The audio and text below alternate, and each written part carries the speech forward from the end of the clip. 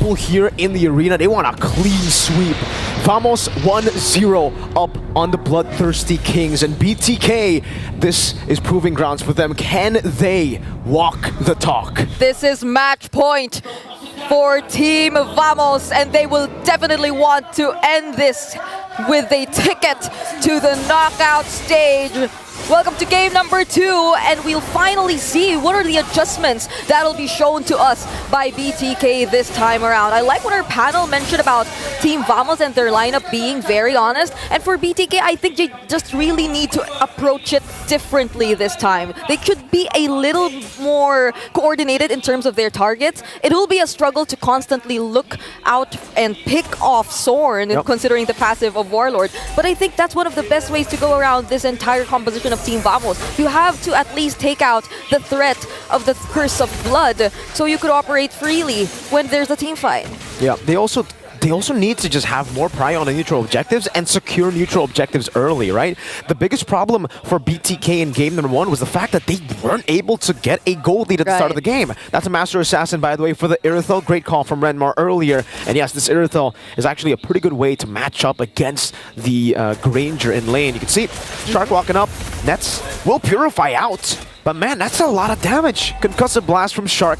Doing a lot. Nets has regen though, should still be safe. Could we say right now that BTK have realized now we don't want to really fight the mid duos as much anymore. Yeah. We want to rotate a little bit more towards the side lanes so we can split up or spread out the attention, because it seemed like it worked well for Team Vamos when they were able to like just tell the members of BTK to, now let's just fight constantly here in the mid lane and let our side lanes do their own thing, because it didn't work well earlier for Team Vamos. So now it seems like BTK, they're clearly showing us some adjustments here in the early game. Okay, Shark will be clearing out the mid lane. Warlord level 4 on a signature pick, at least back when he was an MDL RQ Senna. Shark trying to deal with Warlord here. Baits out, Bat Feast. It will be a stun over to Mobazane. Chibi looking for a Spear of Alpha defensively. They've conceded it over. Chibi wins it out. Eternal Guard not connecting. Fly Chicken goes for the procs. And again, it's Vamos who secure the first turtle of the game. BTK pushed back to their own jungle.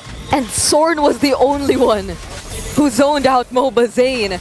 Like, he was enough just so Mobazane couldn't actually penetrate that turtle pit. And we might just be able to pose the question of, wait, all right, Nets will be able to survive that, but he will have to purify in a bit. And going back, could this really be the way to go for BTK? I mean, we know that they constantly play around Mobazane, but you just lose a bit of attention towards Mobazane and how secure his farming is. These things happen. Deathly grabs to save him a bit, but Shark with a counter set up. Yep, with the way the Dragon, but it gets pulled back. Now Zane is caught in the midst of it all. The Curse of Blood connects onto 3. Chicken the bouncing damage. He goes in for the Infernal Pursuit, but Warlord shows exactly why he is named a Warlord. He goes in and gets 2 kills at the start. That is so unfortunate. Just when BTK attempted to commit it all, the Curse of Blood, the Battle Impact, everything was ready from Team Vamos.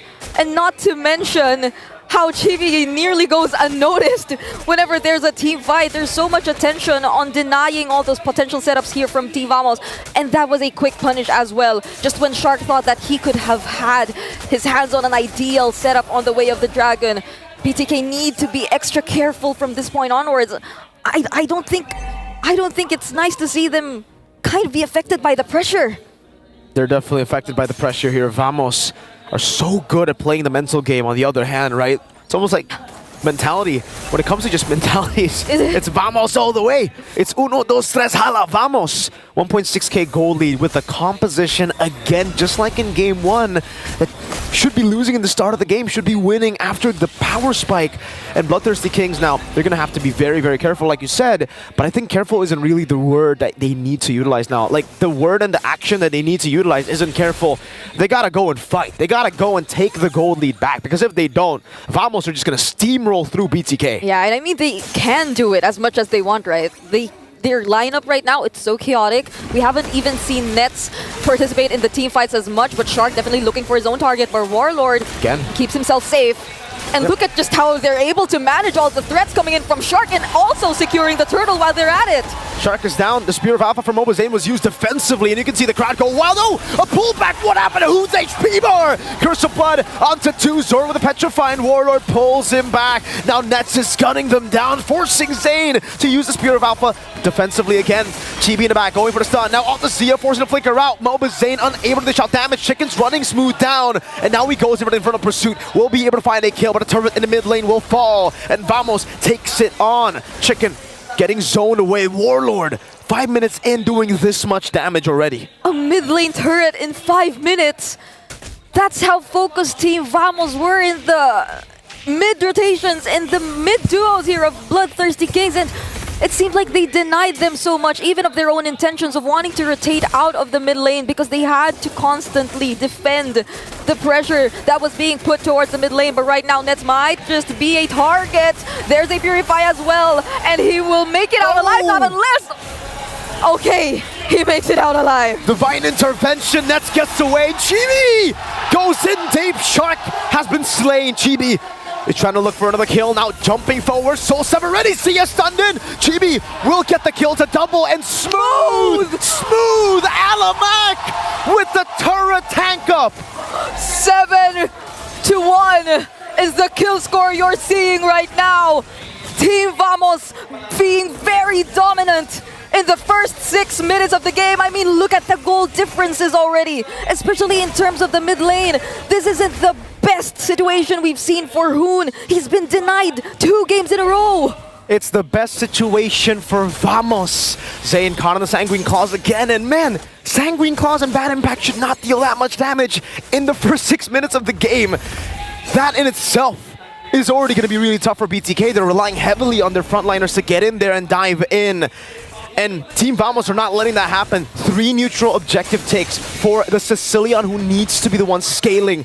BTK, now they're in the thick of it all. Yeah, at this point, they just really have to go for the trades.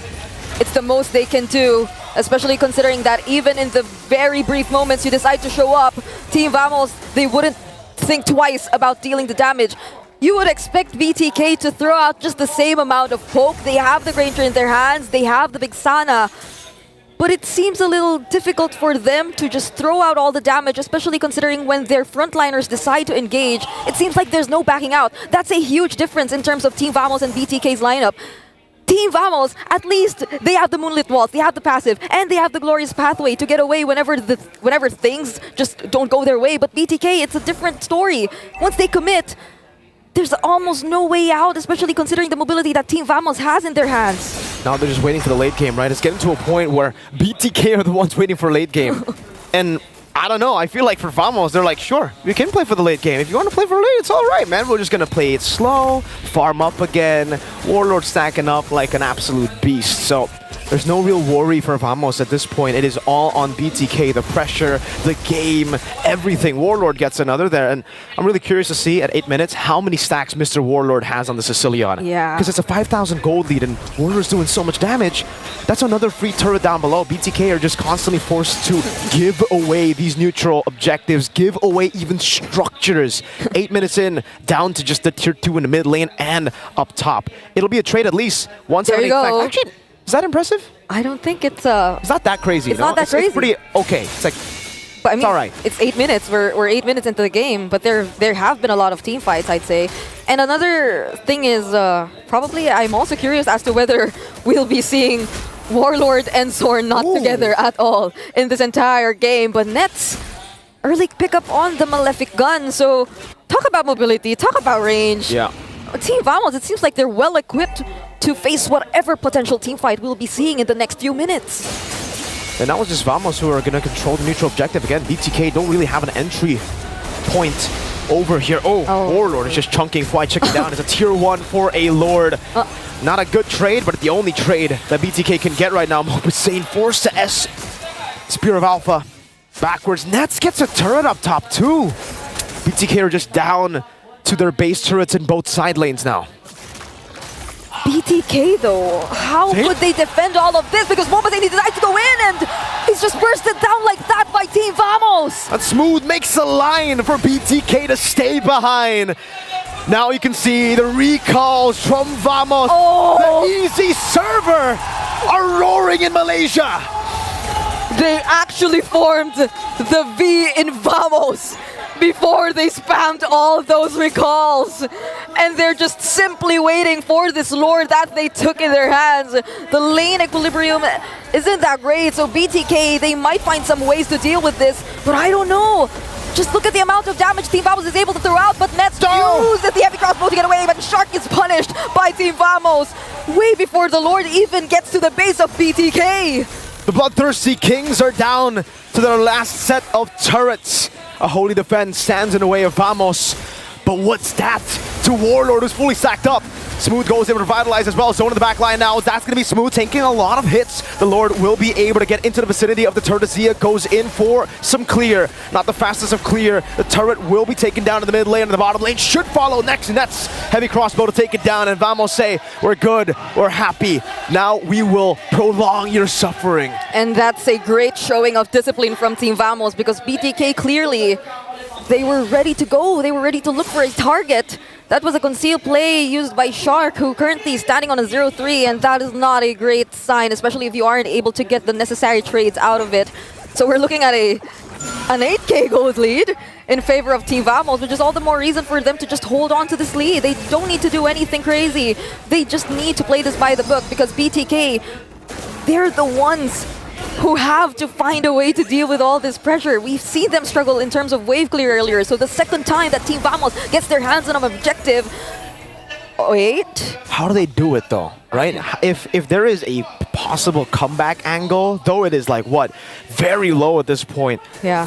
What do they have to do to make that happen? I don't know. Vamos, they just look too clean, and their composition with a lead like this looks a bit too impossible to make even a mistake happen, you know? Yeah, even if Shark decides to go for a pickoff, like, Zia would probably have enough damage by now, but that doesn't entirely mean that you would get the upper hand in terms of the team fight. You would still waste resources just to take a single pickoff against Team Vamos. And by the time they know that, they have a lot of ways to counter engage. Speaking of, Shark hasn't even had his hands on the setup yet, but he immediately gets punished right away! Shark is down, Hoon is down, Chicken caught on the Sanguine Claws, Mobazane chased down, Chibi gets the double! Now it's Mobazane who's caught again, has a Spear of Alpha to walk away. They want to go for the end. Zia dashing backwards, BTK on the brink of elimination! Uno, dos, tres, vamos say adios to BTK! The retribution arc continues for the hometown villains, now turned heroes! Vamos indeed for Team Vamos! In the home crowd, the taunt, it is fire, straight up fire on stage.